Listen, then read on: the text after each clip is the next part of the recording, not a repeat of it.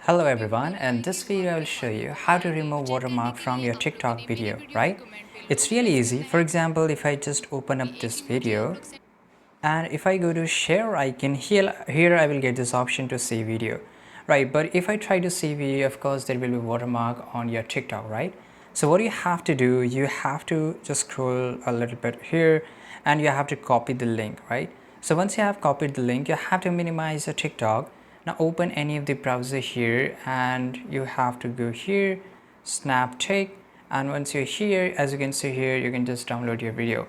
Now you have to paste your link here, right? So I will just allow this. Once I have pasted, just go and click on download and automatically you will get this option of download here. So you have to just wait for a few seconds.